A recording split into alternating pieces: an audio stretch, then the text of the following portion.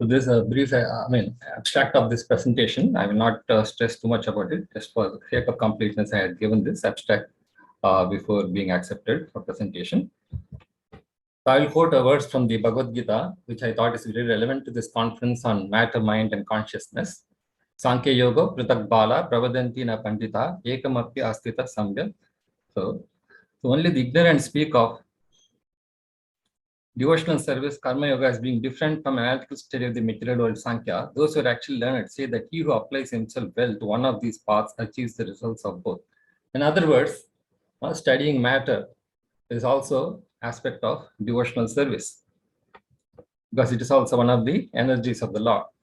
Yat Sankhya prapyate sthanam tad yoge repigamyate ekam sankyam cha yogam cha yah pashyati pashyati. One who knows that the position reached by means of analytical study can also be attained by devotional service, and therefore sees analytical study and devotional service to be on the same level, sees things as they are. In other words, the spiritualist should not shun material science, and the material scientist also should not discard spiritual science. Now, I would like to make a very important point that we are living in a complex world. Complex doesn't mean complicated. Complex means elegant. Just like, for example, it is described that from ether, air is produced, from air, fire, fire to water, water to earth. But if you see, all the properties of these five material elements are contrastingly different. So how does this contrasting properties arise from these elements? Then we see sometimes weightlessness, the huge planets of heavy mass, they're floating in space. And we have floating stones, as we saw in the Ramayana bridge that was constructed. And then we have so many descriptions in the epics, like the Mahabharata, about the size of the Mahabharata Kurukshetra battlefield, how so many warriors. But if you go to the present day Kurukshetra, we don't see it as big as that. And then we see in the Ramayana, it is mentioned it's 100 yojanas, the distance which Hanuman took to leap across the ocean. But now if we measure, it may not be even a few miles. And we see physics of superconductivity, how the fluids work against gravity at such low temperatures. And we observe this A, U, Im, they constitute Omkara, and it's a very powerful sound vibration. How by combining these three letters, we get a transcendental sound. And common 786 is a very auspicious number in the Muslim tradition. Then Om Tat Sat means the supreme absolute truth.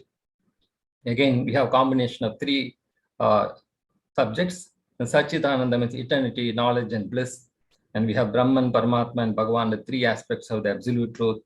The three modes of material nature, Sattva, Rajas, and Tamas, are goodness, passion, and ignorance. Then we have the Sambandha, Abhideya, Prayojana, that is a relationship, acting in that relationship, and the goal of a relationship, knowledge, object of knowledge, and knower, the work, senses, and doer. So like this, we see the world is complete if you include all. And then we have solid, liquid, and gas in a triple point temperature where all three states coexist. And then it's a great mystery how the body, which is matter, the soul, which is spiritual, and the super soul, which is superior to the soul, all three are together. How? And we see sodium, for example, it's poisonous. Chlorine is also poisonous, but sodium chloride is the common salt we use, and that is inevitable in our life. And we see oil and water generally do not mix, but in the form of paint or emulsion, they come together. And we have fat, milk solids, and water. They combine to form milk as an emulsion.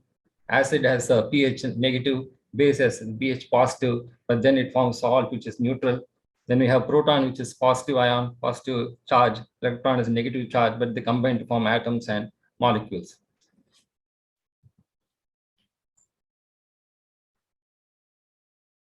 Then going in a different direction, see this is a nunchaka, or something which is used by the martial artists.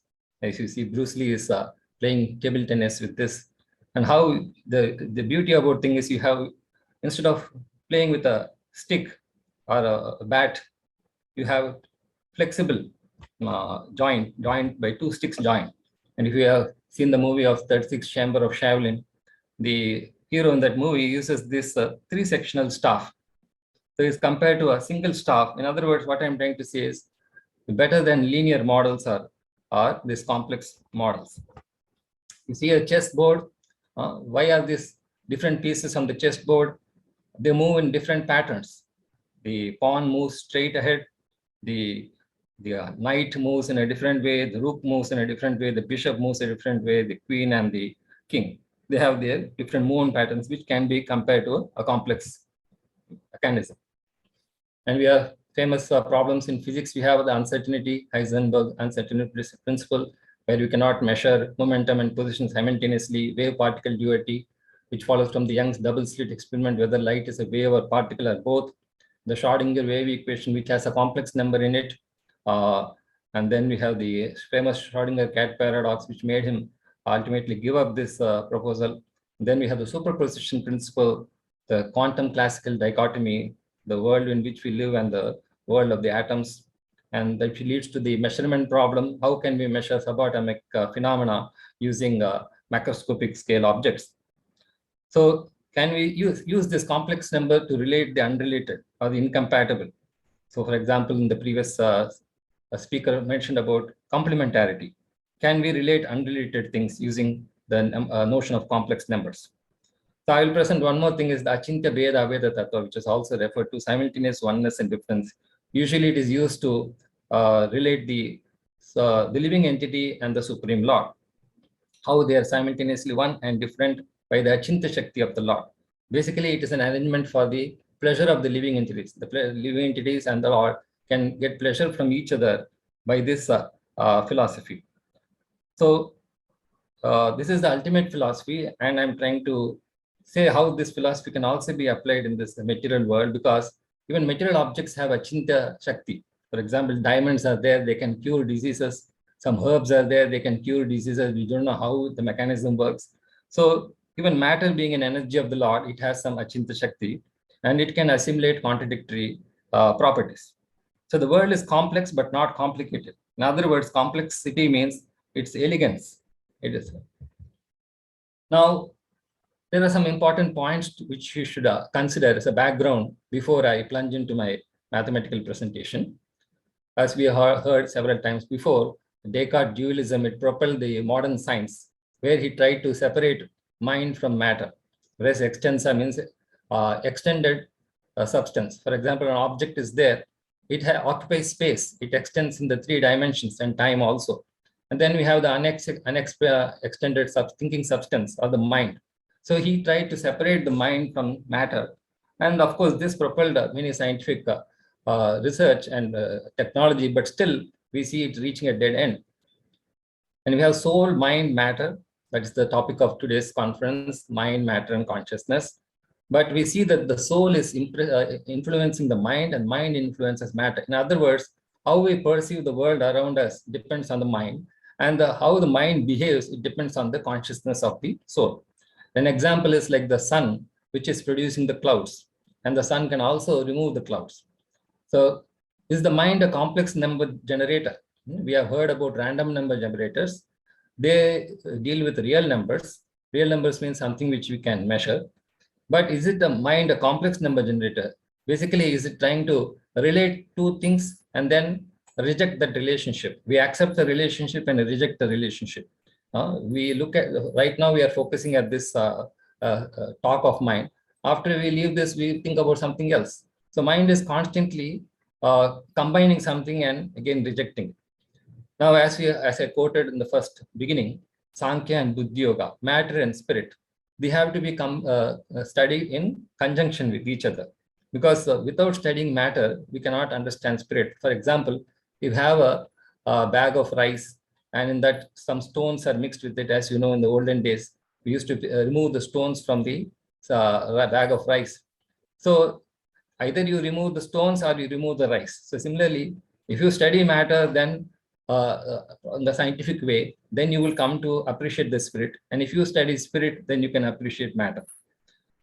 So our philosophy is Yukta Vairagya. We don't reject anything, we accept that matter is also an energy of the Lord. It may be infinite energy of the Lord, but it has, if it is used to serve the Lord, it can elevate us. But if you can use it to reject the Lord, then it can degrade us. So the Falgo-Vairagya is the modern scientific view that they reject something and accept some things. But we believe in accepting everything, but in its proper perspective. Just like Prahlada was there, he was willing to accept poison. Lord Shiva drank poison because they saw it in connection with the Supreme Lord, whereas we cannot do it. Now I'll move forward. Supposing I say that 4 is equal to 1, it's an absurd statement in real mathematics. But if I qualify my statement and say that 4 apples equal to 1 kilogram of apples, then it is accepted. In other words, my language makes sense when it would not. For example, if I say 1 plus 1 is equal to 1, it is again an absurd statement for a child who doesn't know Boolean algebra. But one who has used Boolean algebra for logic gates can appreciate that it has some significance. Similarly, in the previous session, it was mentioned that consciousness into unconsciousness minus unconsciousness into consciousness is not equal to 0. Something might be happening. For example, you have A plus B need not be equal to A plus B. It looks again an absurd statement. But let us say the example I used as sodium and chlorine.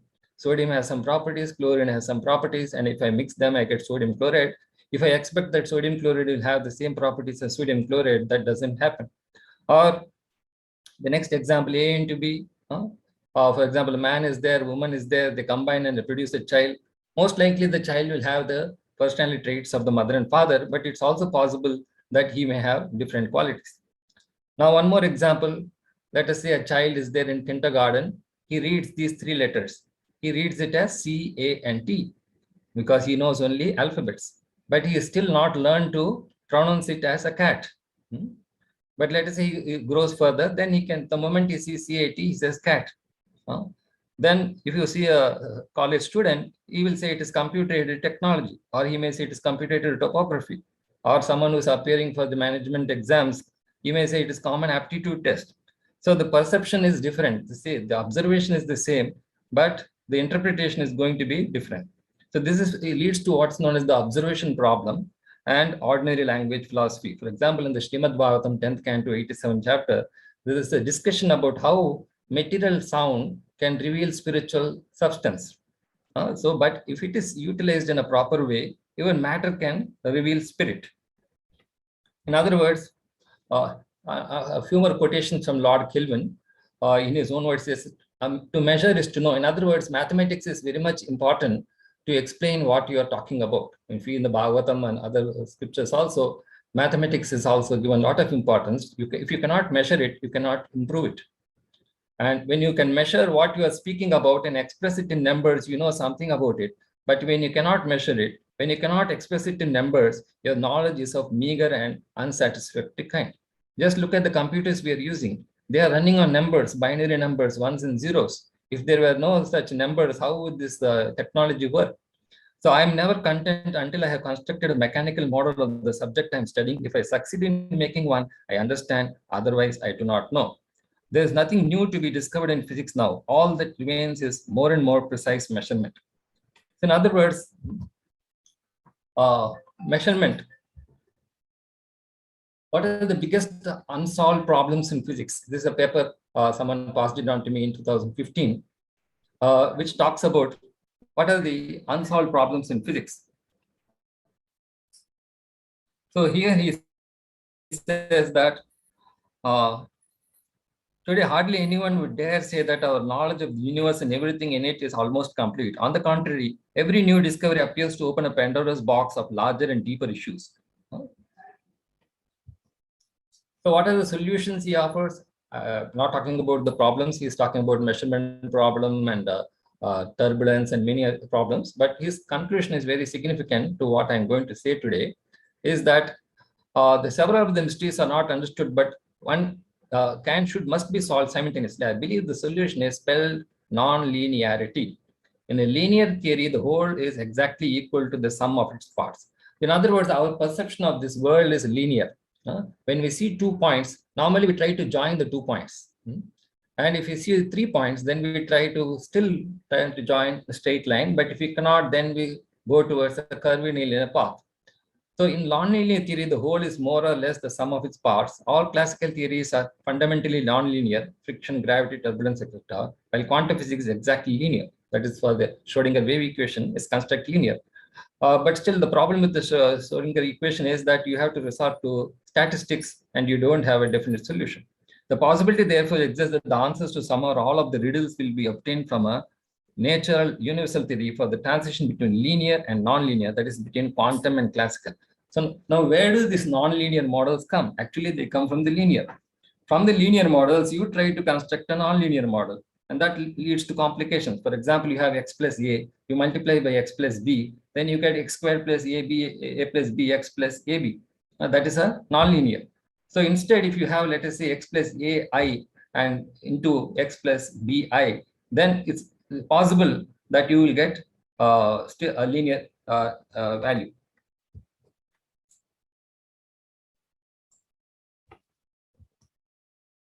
So that's what is happening. We are moving from the linear to nonlinear and not able to solve the nonlinear problems. Then we make try to linearize them like Newton-Raphson method or quasi-linear. And then another interesting is we can move from lower to higher to again lower dimensions. In the Bhagavatam, we see many stories how someone traveled to other planets and came back to this planet and time didn't elapse much. So how is that happening? Probably we can represent these lower dimensions using a complex number like a1 plus i1 b1, and there's another complex number by which we are multiplying a2 plus i2 b2, and it's leading to here you can see i1 i2 i3. From two-dimensional space you move to three-dimensional. For example, you have a plan view, elevation view, side view, and you combine them and you produce a three-dimensional object. And from again vice versa, from higher dimensions you can for example, these through you have a a1 plus i1 plus i1 b1 plus i2 b2, you multiply by a3 plus i3 b3 plus i4 b4, and you can arrive at a a5 plus i5 b5. It is a two-dimensional. So from higher dimensions you can move to lower dimensions, lower to higher dimensions. Just like, for example, they say the distance between the moon is said to be farther than the sun, but the modern science says the moon is closer. So how do we accept this? So unless we have a mechanism by which we can go from lower to higher dimensions, and that is possible if you use this meta-complex numbers, which I will be introducing shortly. So a brief how to proceed further. For example, in complex numbers, you have a plus bi is equal to c plus di. You can straight away say that a is equal to c and b is equal to d. And another way to arrive at this conclusion is if you swap the real and imaginary parts, that a minus c equal to d minus bi, and then square both sides, then you get a minus c squared plus b minus d squared. On rearranging, it comes to equal to 0. And this is possible only when a is equal to c and b is equal to d. So these are some details material which I will not try to explain because it's hard work, and I'm trying to keep it confidential also.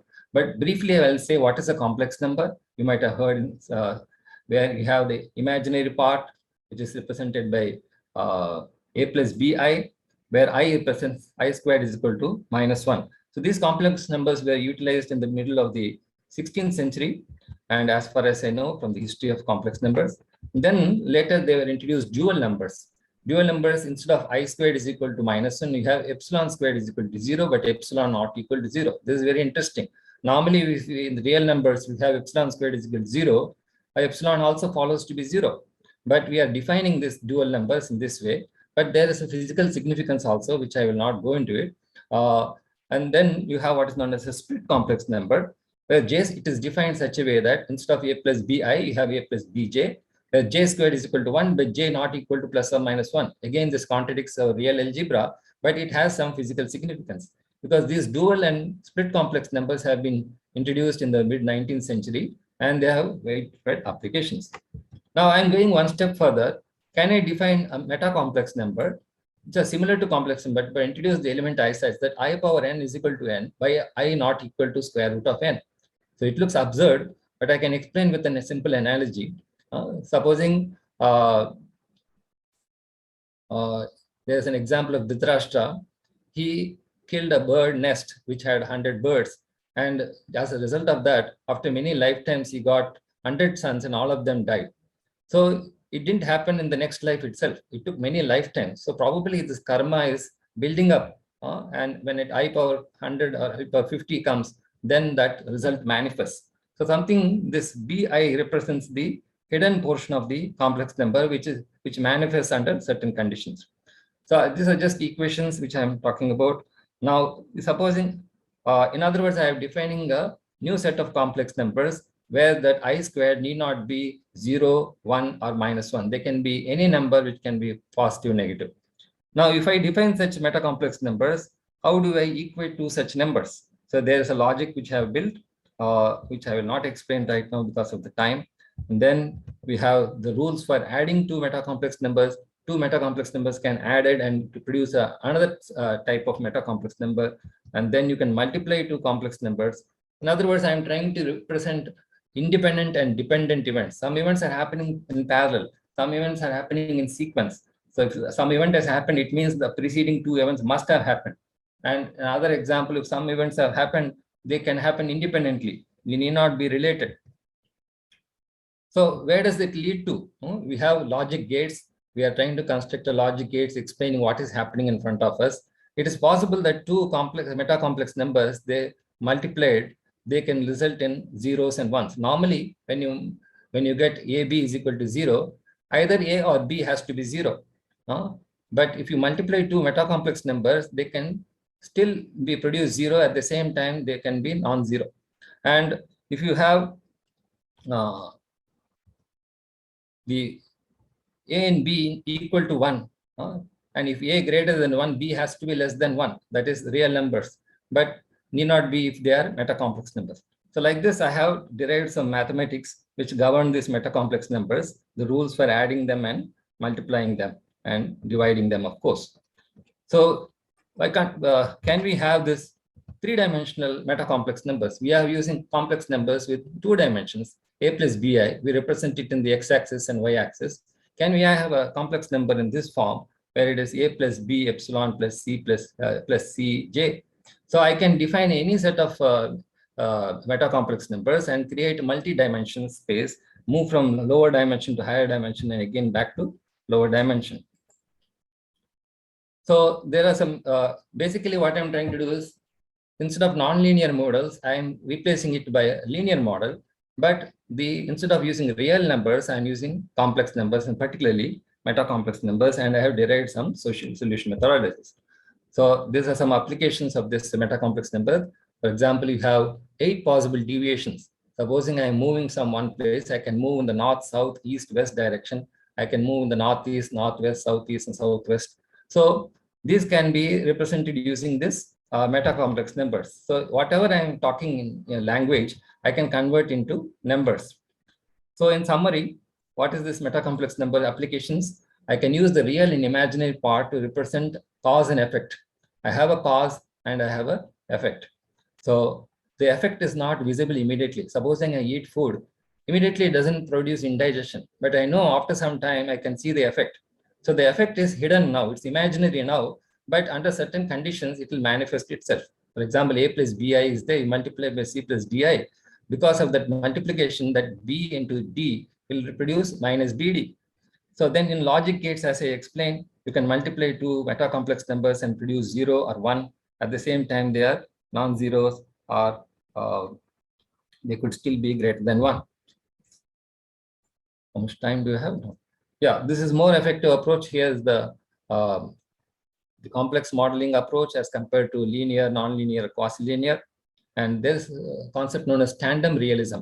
Normally, when you try to express something in mathematics, you have a mathematical model to explain a physical phenomena.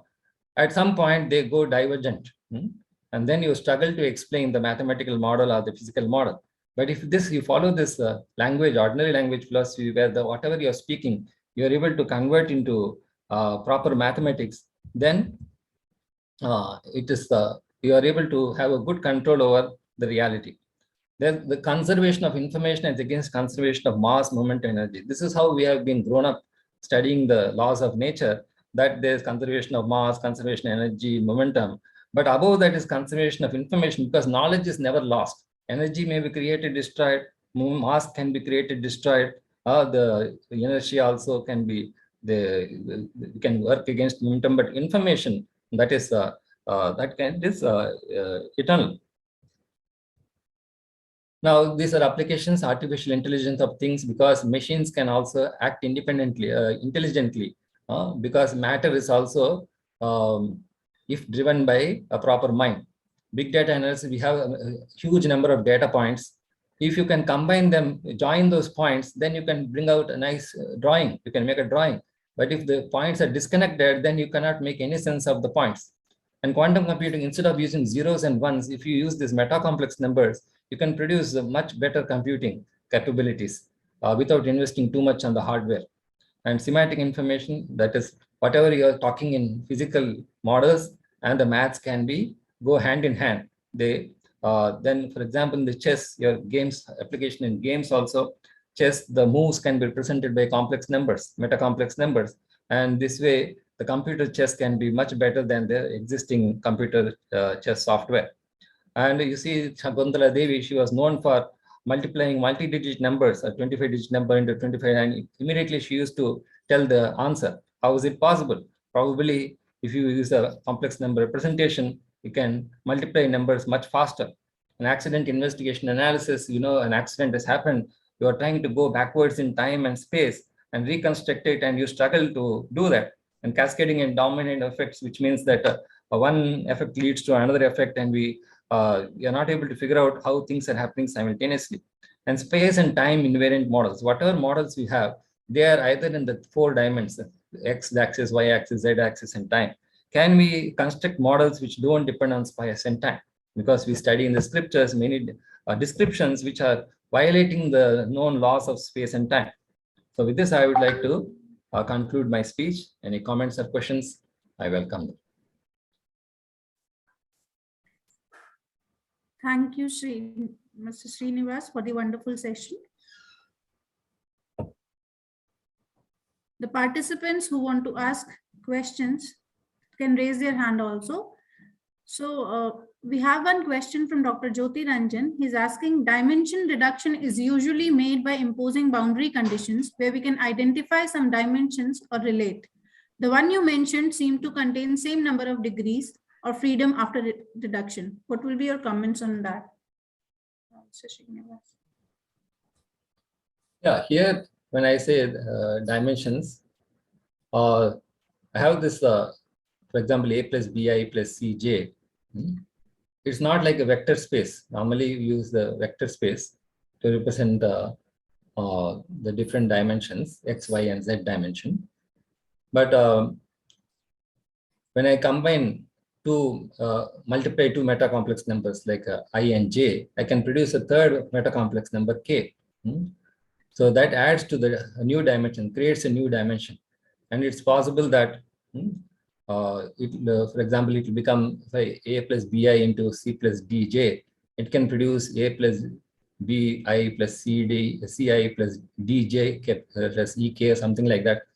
It is possible to produce multi-dimensions which are different from the traditional way of using dimensions. Can I add? Ask directly if you permit. Yes. Yeah. Thank you so much. So, what I am a bit concerned about. If we let's take, the vector space. You mentioned that this is not really the vector space. Yes. So, okay. Because we have in vector space, I cross j is different, but it's not like that. Here I'm using it as a. So, what kind of space this would be? In terms of geometry. Okay, I don't have a ready answer for this. I've been discussing with some mathematicians. They agreed that this is reasonable. Okay. Thank you. Okay, so we have one more questions from Vinay Kumar. He's asking, if we see the electromagnetic propagation theory, we see that the real part contributes to attenuation and the imaginary part contributes to propagation factor, meaning thereby that the real becoming imaginary and imaginary become real if we go at subler level. Can we make it an analogy? Yes, very correct. Yeah, they can replace. For example, a plus bj is there, you multiply by c plus dj. So it can, or if you use the meta-complex numbers, you can still produce normally a plus bi into c plus di. it changes. You get a result which is different from A, B, and C, D. But if you use meta-complex number, then you can still get A and B as the results. Okay, thank you. We'll take one more question from Abhishek. Do we use these numbers? I think he's referring to A plus B and AB. Do we use these numbers to explain modern physics and quantum physics phenomena which traditional physics cannot explain? Yes, for example, you have this measurement problem. Why? Because if the object which you're measuring has properties A plus BI, and the measuring device has properties C plus DI, when you use the measuring device to measure that object, you get, when multiplying A plus BI and C plus DI, you get something like E plus IF, which is different from A plus BI, which you wanted to measure. So, but if I use meta-complex numbers, A plus BI1 into C plus DI2, I can still get A plus BI3. I can still observe A and B. In other words, I'm claiming that even contradictory properties can be measured in this mechanism. Okay, thank you. Thank you, Dr. V. Srinivas.